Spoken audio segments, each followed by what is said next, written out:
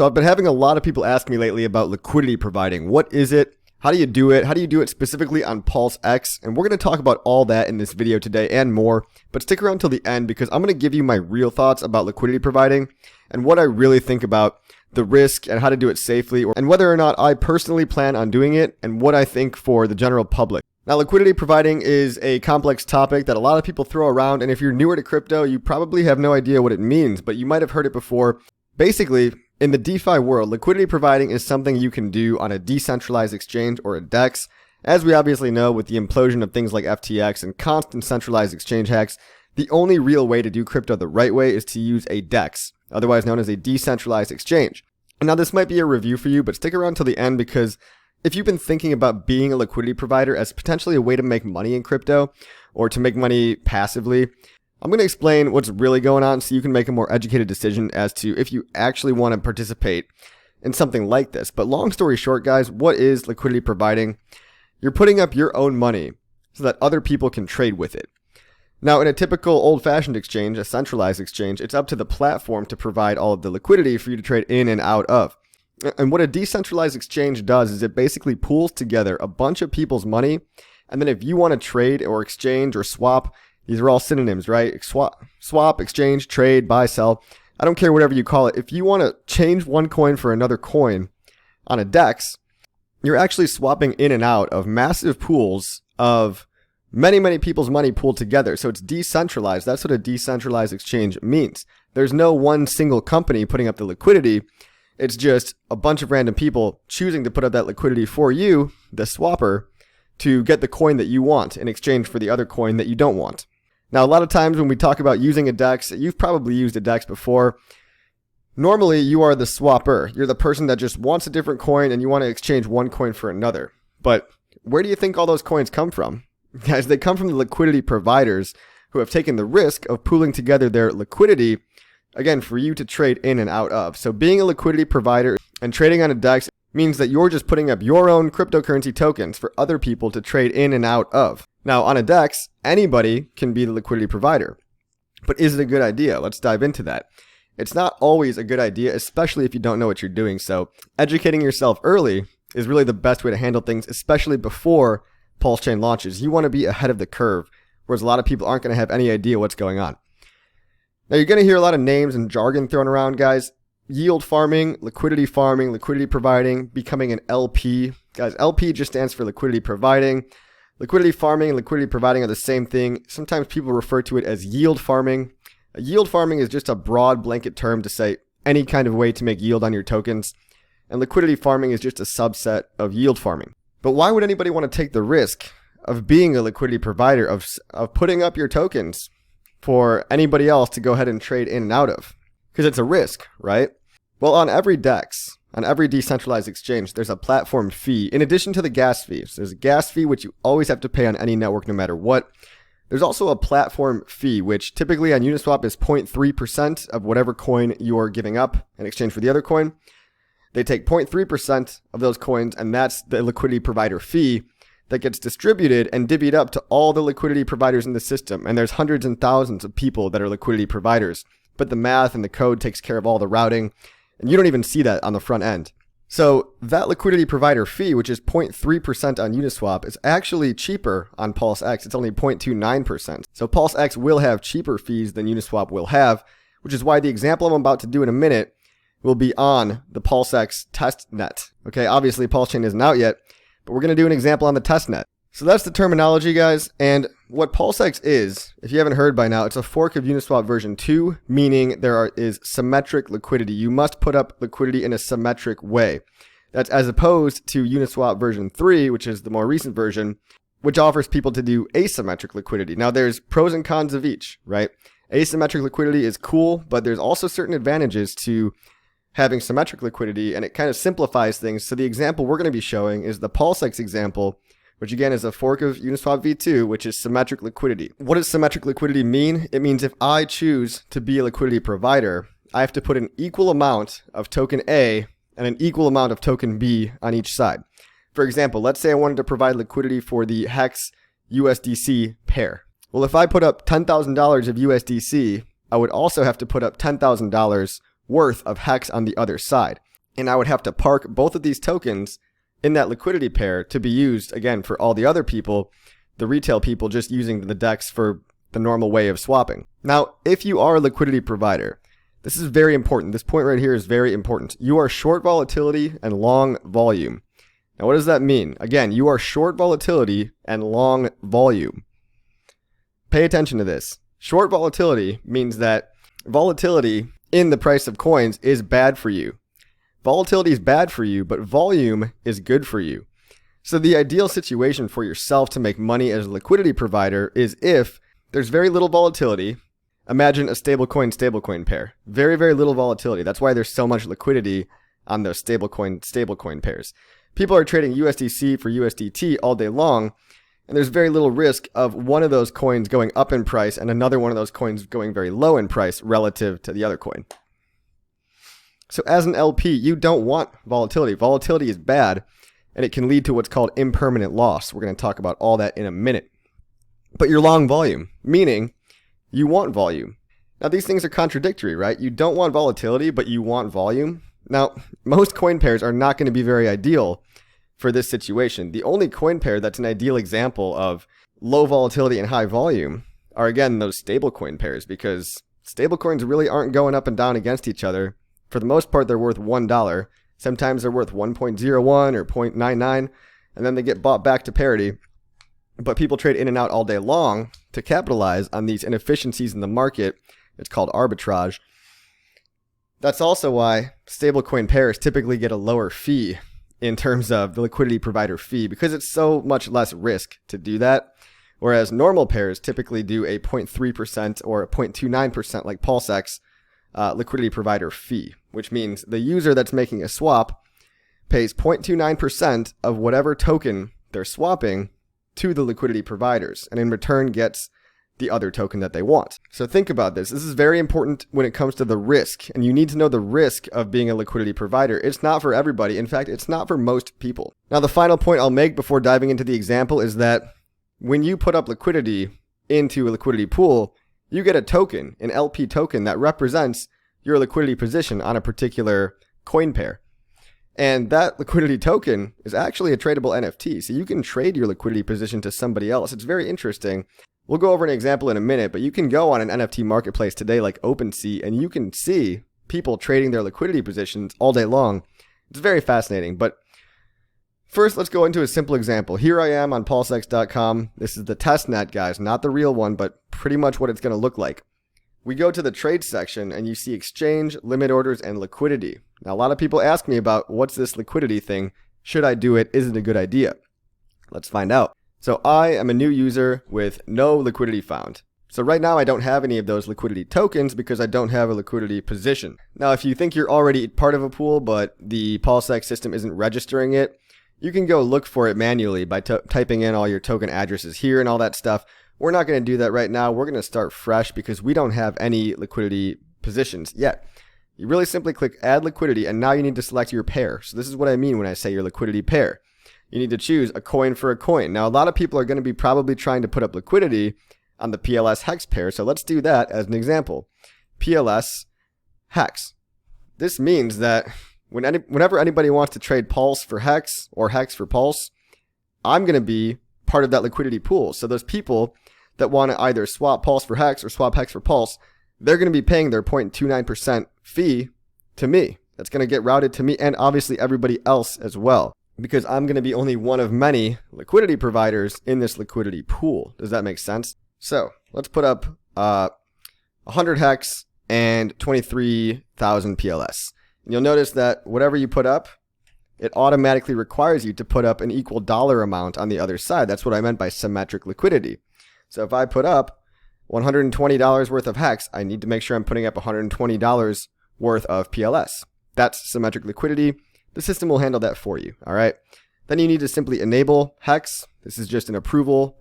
Again, everything's going to cost less than a penny on Pulse Chain. It's going to be great. Wait for that to approve, and then we will go ahead and click the supply button. Boom, done. Click supply, and you get to confirm your supply. Again, that's 100 hex and 24,000 PLS. It's equal ratios on each side, 120 bucks on one side and 120 bucks worth on the other side. Confirm supply. waiting for confirmation. Really simple. Confirm it in your MetaMask account. And then you'll see a button here to add PLP to MetaMask. This means you're adding the PulseX liquidity position to MetaMask. This is that liquidity providing coin. It's basically like a coupon or a receipt saying, hey, here's this NFT token. Here's this representation that you are now putting up $100 of HEX and $100 of PLS liquidity on the PulseX platform. So I'm going to add that to MetaMask to show you what it looks like. Now, it doesn't have a symbol yet because it's only the testnet, but this is it. My balance is 0.01545 PLP tokens, and that's specific to this liquidity pair. If I put up coins on a different pair, I would get a different kind of PLP token. It would be a different unique identifier saying, hey, you've got this liquidity position over on the HEX Pulse pair, and now you've got this liquidity position on some other pair. Let's say the PulseX INC pair or something. All right, we're going to close that. And now you can see LP tokens in your wallet, HEX Pulse, LP. This is my proof of liquidity. Again, it's like my receipt. So my LP tokens in the HEX PLS pair give me 0.01545 HEX PLS LP tokens.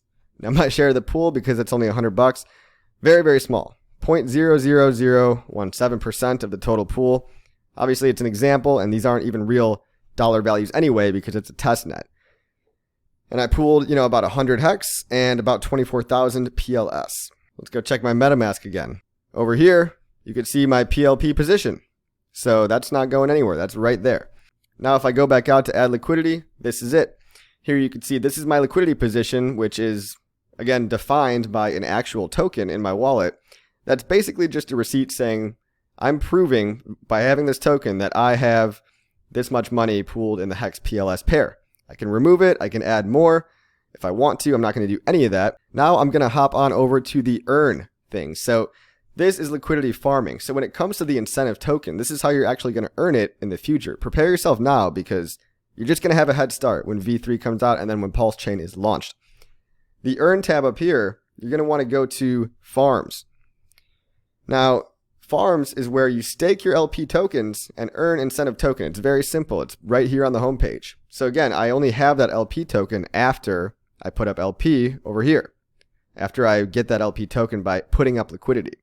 And now really simply put, guys, this is where you can go. You can visualize it different ways. Some people like to visualize it this way. I like to visualize it this way. You can see the rough APR that they're paying out for all these various liquidity farms. And this is where various liquidity pools are incentivized with an additional token called incentive token. It might have a different name in the future. For now, it's called INC token or incentive token. This is where you would just open up the pair that you have the LP token for. And first you'd have to click enable. Enable would just be a simple contract function. And then you stake your LP tokens. Now again, I don't have PulseX PLS. I have HEX PLS. But this is where I would just go ahead and stake my tokens, confirm, and then slowly accrue INC. And one day when I get my INC, I would click this harvest button and then harvest that INC token right into my wallet as my reward. On top of getting the trading fees, right, the swapping fees from all the users, you'd also get this additional token as a reward. Does that make sense? So when people say farming, right, they're often talking about liquidity farming, which just means that if you're taking the risk of being a liquidity provider, not only do you get all the trading fees from the platform, or most of the trading fees from the platform, because remember, some of the trading fees go to buy and burn PulseX, but you get most of the trading fees, but you also get an incentive token for taking that risk. And you would just slowly earn more INC over time. And when you had, let's say, 10 INC in here, you could click the harvest button, and again, they'd go right to your wallet. Now, we can't finish the demo because the HEX PLS pair isn't on the testnet right now. It's not visible here right now. It will be. But now why would you want to do this, right? Well, like I said, you can earn platform fees from all the trading going on. And the more volume that happens, again, your long volume, the more people are trading, the more fees they're paying, the more you're getting paid in whatever token. So if I swap HEX for PLS, well, 0.29% of that HEX is going to go to the platform fees. And so that HEX is going to get divvied up to all the liquidity providers in that particular pool. But also at the same time, if I'm staking my LP token, if I'm staking the LP token, I'm also earning INC. So it's a double whammy, a double benefit. However, you've watched this far. Thank you for staying till the end because I want to send out a big warning. It's a really important warning. It's a really important warning, and I'm glad you watched till the end because It's actually incredibly risky to be a liquidity provider, and 99.9% of the time, you probably shouldn't do it, especially if you are a smaller fish. Even myself, I am very averse to liquidity providing, and that's because 99% of the time, guys, you're just better off buying the coins that go up, sitting on your ass, doing nothing at all, and letting the USD price appreciation on these coins make your gains for you. Now, if you want to play these little side games and you feel like you have to be doing something all the time, try to relax. Okay, try to relax. I can't stop you from doing this, but a lot of people are going to try to do this and they're actually going to lose money. How can they lose money, you might ask? Because they're earning fees and they're earning INC token. How can they possibly lose money? Guys, remember how I talked about impermanent loss? This is impermanent loss, okay? Let's say that I put up, we'll do a really easy example. Let's say I'm in the USDC hex pair. It's really easy for the mental framework, okay? USDC on one side, hex on the other side. Let's say I put up $1,000 worth of USDC and $1,000 worth of hex, however many hex that is at the time, I have no idea. I have that liquidity position. Great, I'm making fees. But let's say hex goes up a lot in USD value. Let's say I put in hex when it was 10 cents and now hex goes all the way to 50 cents. Well, that would actually mean that when I try to remove my liquidity position, again, I don't actually have the same number of hex coins and the same number of USD coins. Because so many people were rushing to buy hex, they're inputting US dollars and they're extracting hex. And some of that hex comes from my liquidity position. You following me here? So if everybody's buying a coin that goes up a lot, you're left holding more of the less expensive coin and less of the more expensive coin. So because if everybody goes and rushes to buy a hex and it goes from 10 cents to 50 cents, let's say I want to pull my liquidity position out because I'm like, oh shit, hex is expensive now. I don't want to be risking it in these farms. I want my hex back. Well, I'm not going to be able to get as much hex back because people have bought it from me because I was offering it up in that liquidity position, in that liquidity pool. So I'm going to be able to pull out more dollars, more USDC dollars, because so many people were buying it up, but I'm going to be able to pull out less hex than I started with. And now that hex is worth, 50 cents, well, if I would have just held that hex amount instead of risking it in liquidity farms, if I would have just held that hex, I would have just had more US dollar value because the price of hex went up so much. So if the price of hex goes up relative to the other coin that you put in the pool, well, you're going to be basically left holding, again, more of the less expensive coin and less of the more expensive coin. And you're going to be sad because there's a good chance, especially if you're not a whale, that all the fees that you made, all the platform fees, all the INC token even, that might not be enough to make up for your impermanent loss. And I like to say that impermanent loss is just kind of a bullshit word for permanent loss because you kind of lost your money. Guys, be careful with liquidity providing, okay? You might think you're smart, but especially if you're a small fish, you might not want to do it. You might think it's a good idea because great, you're making platform fees and yes, you're making INC token. But if you're not smart with which pools you do, and if you don't take out your liquidity at the right times, if you don't monitor the situation closely, people might think liquidity providing is a passive income kind of thing.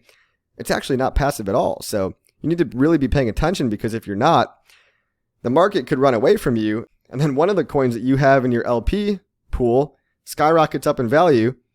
Now you don't have as much of that coin because everybody bought it from you. They bought your coins that you voluntarily put up. And all you have is a little bit of platform fees and a little bit of INC. But you're going to wish that you had, the coin that went way up in value. So I'm very averse to liquidity providing. The more I think about it, I'm here for passive income, right? I'm here for passive income. And the more I think about liquidity providing, the less I like it because it's not a passive strategy. Now, the only one that might be kind of attractive to me is the hex e-hex pair, right? Putting up Ethereum native hex and pairing that with Pulse chain native hex. But that's still going to be very risky at first because the prices are going to fluctuate wildly. So I may consider doing hex e-hex liquidity a couple months after Pulse chain launches. I'm going to assess the situation. I'm going to see if it seems low risk enough. But guys, I'm here to chill. I'm here to stake, chill, relax. That was the whole point of Hex in the first place. The staking ladder is for passive income, and this PulseX liquidity providing strategy is not passive at all. So be careful. I hope I explained enough to you so that you understand the benefits but also the risks when it comes to liquidity providing. And just because you can do something doesn't mean you should, right? Just because anybody can go ahead and anybody can put up liquidity and anybody can go stake that liquidity over here doesn't mean you should. You might just be better off doing the boring thing, which is what nobody wants to tell you, is that the boring thing of buying and holding over the long term typically ends up a lot better than trying to do a whole bunch of things. Speaking from experience here, okay? Speaking from many, many years of experience. Just saying, so that's liquidity providing in a nutshell. I hope this cleared up some things for you. And I hope you have a better understanding of both the risks and the benefits that come with liquidity providing on PulseX. Guys, as always, if you found this valuable or if you have any specific questions, consider joining my exclusive Patreon for exclusive benefits, a once-a-month bonus content podcast, one-on-one questions answered with me, even voting rights into the next content that I make. You know, if you join that exclusive group, you get a lot of benefits in addition to course coupons and just one-on-one time and helping shape the future of not only this channel, but the Hex ecosystem as a whole. And that's for more experienced folks. If you're not experienced at all, if you're brand new to crypto, I have a course in the description below. And if you're brand new to crypto, if this is like speaking Greek to you, you're going to want to check out that course. But if this provided any value at all to you, consider the exclusive benefits in the Patreon, the course, or at least consider liking, subscribing, sharing, commenting to help this go viral, to help Hex, PulseChain, PulseX go viral. You know the deal. Thanks for watching, and I'll see you on the next video.